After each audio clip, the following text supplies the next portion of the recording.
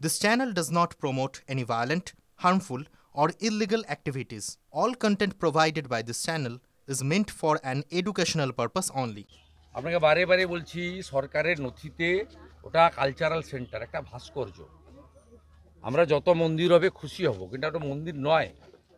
আর কোনো মন্দির সরকারি টাকাতে হয় না, হিন্দুদের টাকায় হয়।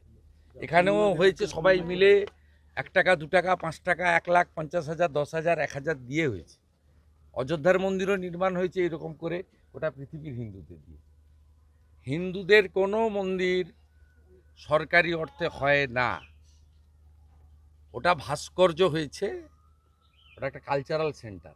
অতএব আপনি জোর করে আমার মুখ দিয়ে বলাতে পারবেন না।